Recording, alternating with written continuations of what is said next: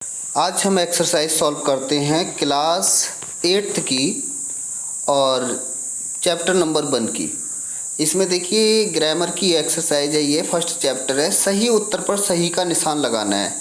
तो गूंगे बहरे बच्चे अपने भावों और विचारों को प्रकट कैसे करेंगे? तो सीधी सी बात है कि ना वो बोल पाएंगे, बोल तो नहीं पाएंगे क्योंकि गूंगे हैं, लिखना आता नहीं है, तो संकेतों द्वारा करेंगे। तो इस पर टिक किया हुआ है ऑलरेडी। अब नेक्स्ट पे पॉइंट जो है, नेक्स्ट क्वेश्चन है हमारा,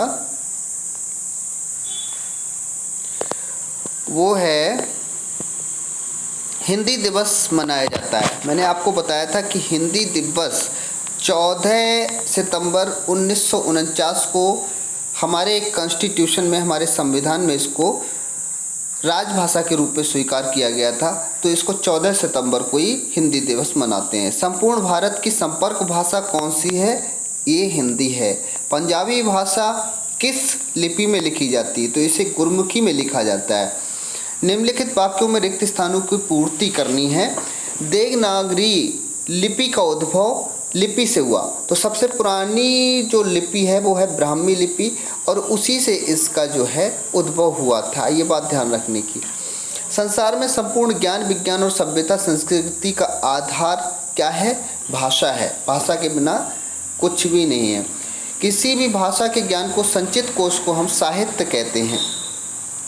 भाषा का क्षेत्र कैसा होता है? विस्तृत होता है, बड़ा होता है, और बोली का क्षेत्र छोटा और सीमित होता है। लेखन में एकरूपता बनाए रखने के लिए लिपि चिन्हों का प्रयोग किया जाता है। ब्रज भाषा को चरमोत्कर्ष पर पहुंचाने वाले थे सूरदास। नीचे दिया है, तीसरा क्वेश्चन है, निम्नलिखित भाषाओं को उपयुक्त शीर्षक के अंतर्गत लिखिए।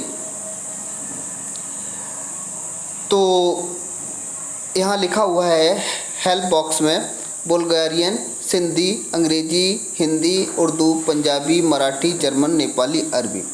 एक तरफ लिपि है, एक तरफ भाषा है। देवनागरी लिपि में कौन सा आ जाएगा? हिंदी, मराठी, नेपाली। फारसी में उर्दू, सिंधी, अरबी। रूसी में रूसी और बुल्गारियन दोनों होती हैं। गुरमुखी में पंजाबी होती है। रोमन में अंग्रेजी, जर्मन, ये सारी चीज़ें होती हैं। निम्नलिखित साहित्यकारों की एक एक रचना का नाम लिखिए। ये इन्होंने गलत लिखा हुआ है। सूरदास की सूरसागर थी, ना कि सूरदास। यहाँ पर गलत भरा हुआ है, आप इसको सही कर लेंगे, सूरसागर। जयशंकर प्रसाद ने कामायनी लिखी थी। महावीर प्रसाद द्विवेदी ने, ये इन्होंने क्या लिखा है? चलिए इसको देख के सही कराते हैं, क्या है। तुलसीदास ने श्री रामचरितमानस, मुंशी प्रेमचंद्र ने नमक का दरोगा, भारतेंदु हरिश्चंद्र ने प्रेम माधुरी, महावीर प्रसाद द्विवेदी की रक्त रंजन होगा, रक्त रंजन। खड़ी बोली को निखारने में किन किन कवियों का योगदान रहा है? ऐसे 4 कवियों के नाम लिखिए। तो इसमें मुंशी प्रेमचंद, भारतेंदु हरिश्चंद्र, आचार्य महावीर प्रसाद द्विवेदी, सदल मिश्र। तो ये हमारे एक्सरसाइजेस हैं। अभी कुछ एक्सरसाइजेस पेज नंबर 12 पे बची हुई हैं, उनको देखते हैं। प्रश्न का भाषा की परिभाषा लिखिए। तो विचारों अथवा भावों के आदान प्रदान के माध्यम को भाषा कहते हैं। दूसरा प्रश्न है, भाषा के कितने रूप होते हैं? विस्तार पूर्वक समझाइए। तो भाषा के वैसे तो मुख्यतः 2 रूप होते हैं। एक होता है लिखित भाषा, दूसरा मौखिक भाषा। अब लिखित भाषा कौन सा है? भाषा का वह रूप जिसे लिखकर या पढ़कर समझा जाए, लिखित भाषा कहलाता है।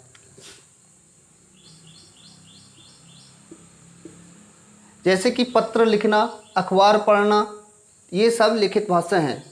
मौखिक भाषा कौन सी होती है? वो भाषा जिसे बोलकर अथवा सुनकर समझा जाता है, मौखिक भाषा कहलाता है।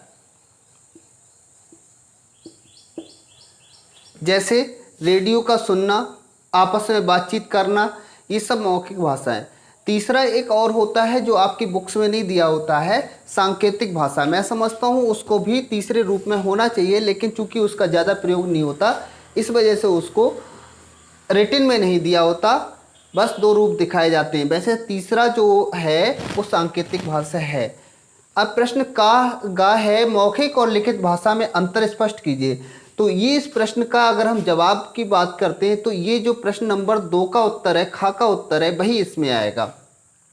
कैसे करके आएगा कि मौखिक और लिखित भाषा में अंतर इस तरह से आ जाएगा, भाषा का वह रूप जिसे लिखकर या पढ़कर समझा जाए लिखित भाषा कहलाता है, और भाषा का वह रूप जिसे बोलकर अथवा सुनकर समझा जाए मौखिक भाषा कहलाता है। तो ये आप इसमें लिख देंगे। भाषा और लिपि में क्या अंतर है?